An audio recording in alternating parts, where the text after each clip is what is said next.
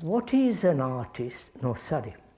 What is the role of the artist in life, and what is the significance of music, poetry, and all art in our relationship to each other and the world?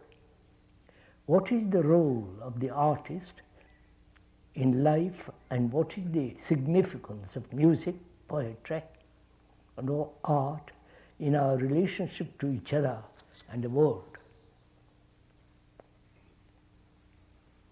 Are you interested in this question? First of all, we must be clear what we mean by art.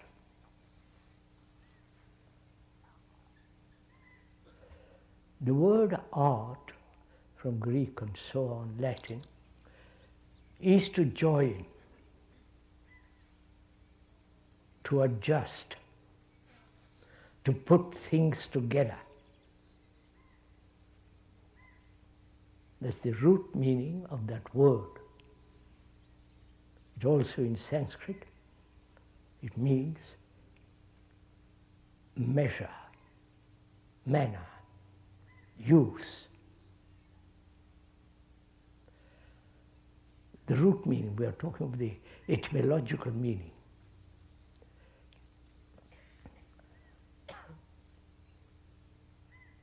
And the question asks, what is the role of art in our lives? Having seen what the root meaning of that word is, the root meaning, what is beauty?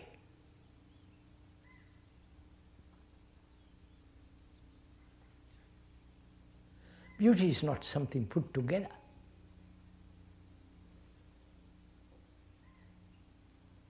So, we're going to inquire together into the meaning of that word, the significance of that word, the content of that word.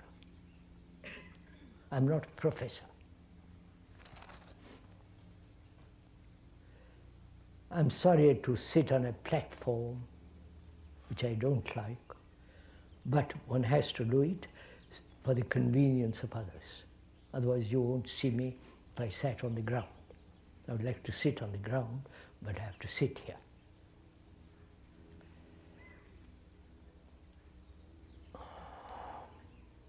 It's a very complex question, this. If you can go very deeply into it, it has great significance. Art implies, doesn't it, a flowing, melodious manner of space, weight, space, grouping together, and depth. Are there some artists here?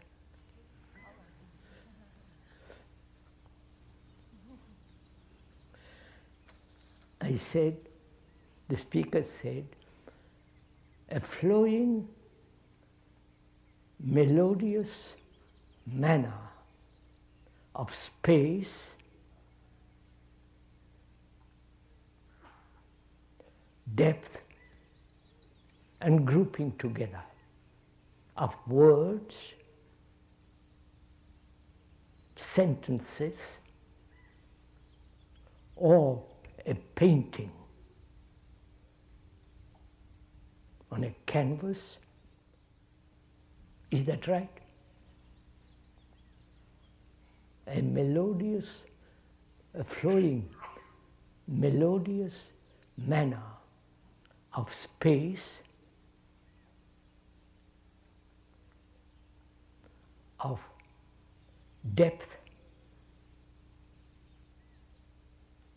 of grouping certain things together, trees, people, words.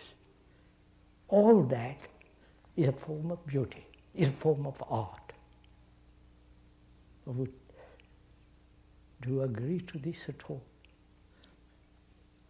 That is, if there is no space, if you see something, say a painting, I hope somebody will correct me if I'm wrong. If you see a picture, a painting by the masters, classical masters, or recent ones, really great painters, there's a space, a sense of space. The figures are grouped together in a certain way. There is a certain depth to it in color, in sense of movement, and it must be melodious.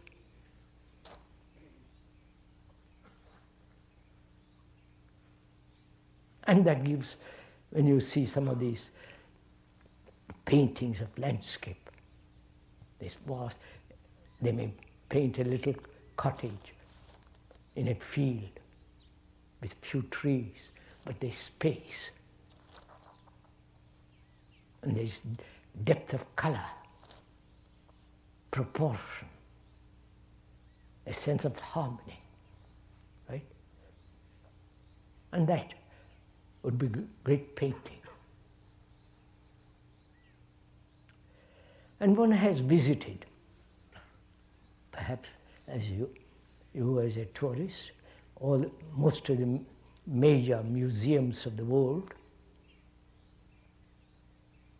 and one sees all these great masters from Holland, Italy, England, America, and so on. So we are asking, what is beauty?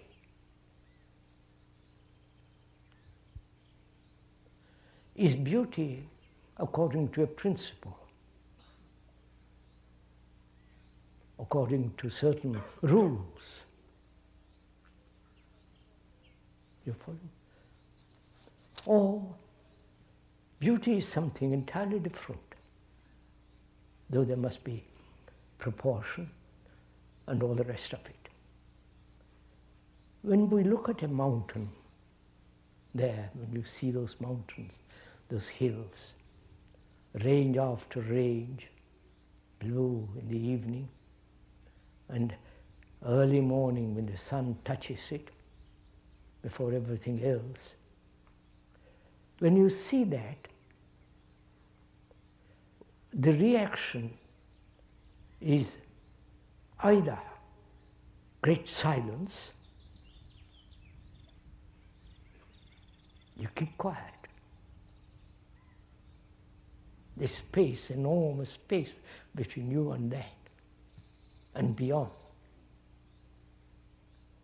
And when you see such marvelous, beautiful mountains, snow-clad, against this blue sky,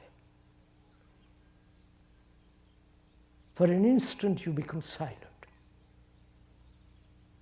The very beauty, the very grandeur, the majesty of a mountain makes you absolutely quiet. You can say the shock of a beauty. I hope you're looking at those mountains, not at me.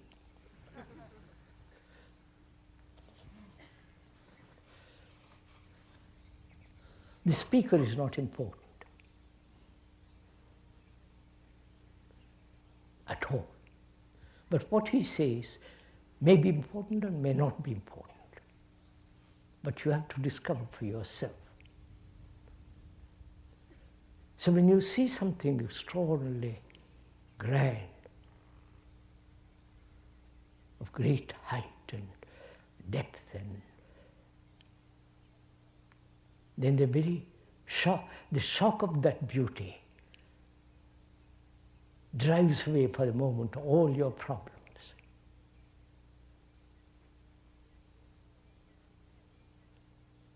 There is no self wandering, worrying, talking to itself. There is no entity, the self, the me, looking. At that moment when the self is not, there is great beauty. Right? Wonderful, follow this. And the questioner asks, what is the role of art in our lives?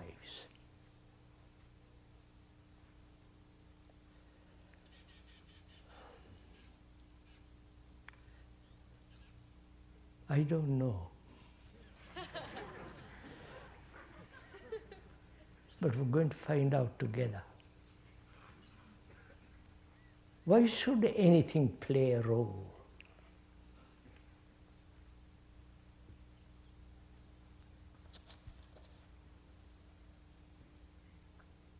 Please, this is an important question. Why should anything play a role in our lives? The greatest art is the art of living. The greatest, not the paintings, the sculpture, the poems, and the marvelous literature that has its certain place. But to find out for oneself the art of living,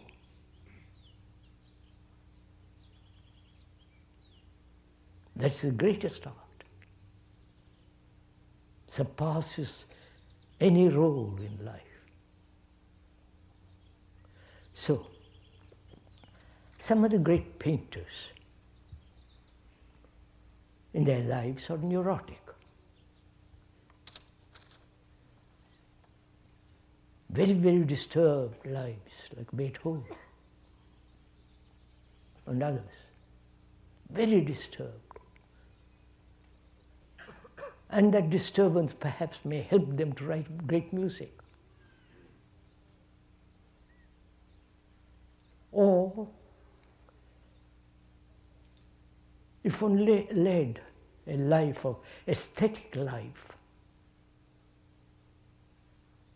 am I going, are we following each other? Aesthetic life. And that life is based on relationship. There is no life without relationship. And aesthetic is the capacity of perception. Right? Are we meeting each other, or am I just talking to myself? Capacity to perceive, which means one must be extraordinarily sensitive.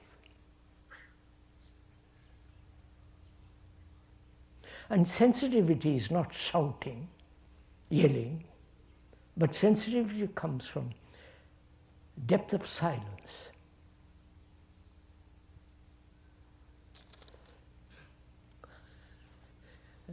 Should I go on? It's no good going to colleges and universities to learn how to be sensitive. Or go to somebody to teach you how to be sensitive. As we said, aestheticism is the capacity to perceive. And you cannot perceive if there is not a certain depth of silence. If you look at these trees in silence,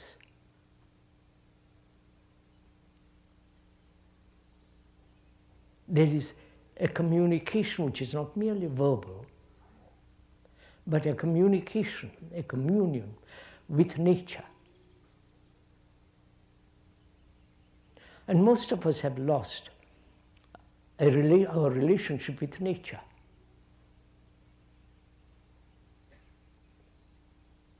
With the trees, with the mountains, with all the living things of the earth.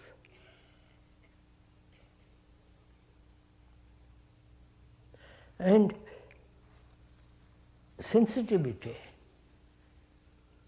in our relationship, to be aware of each other.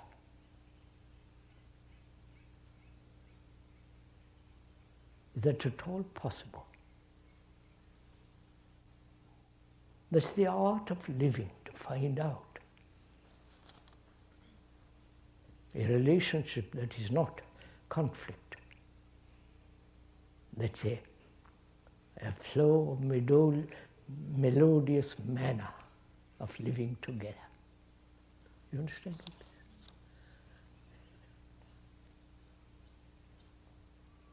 is? Without all the rows, quarrels, possessiveness and being possessed, fear of loneliness, you follow the whole cycle of human struggle. The art of living is far more important than the art of great painters.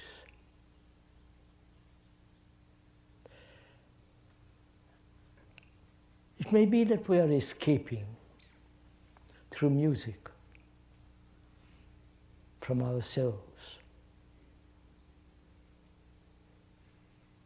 through going to all the museums of the world and talking about them endlessly,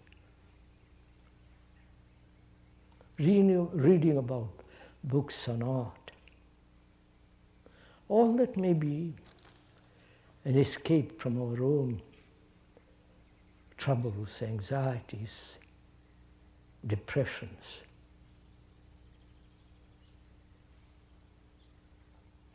So can we live an aesthetic life of deep perception? Be aware of our words. Be aware of the noise of this country, the vulgarity of human beings.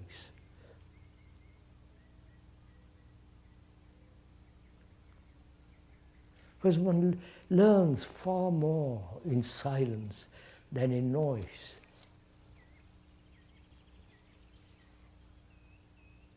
These all maybe sound platitudes, but they are not.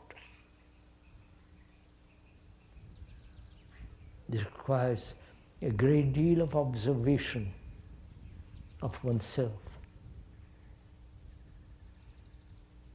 That observation is prevented by any form of authority, looking to another to teach us how to observe. Just to observe, watch the way you walk, the way you talk, the noise, all that goes on.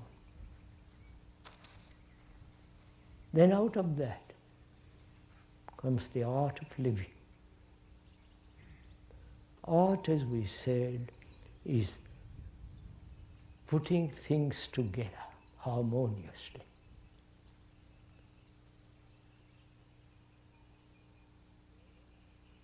To observe the contradictions in oneself,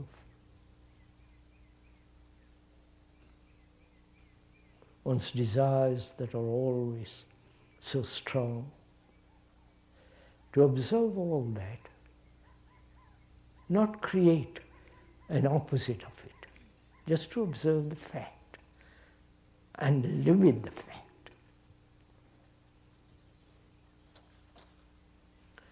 It seems that's the way to bring about a life of melodious harmony. Have we answered the question? Don't bother to clap. I don't know why you clap. Maybe you like to feel that we've said right things and you appreciate it. But what the speaker has said is what you are thinking, I hope. Therefore, don't clap for the speaker.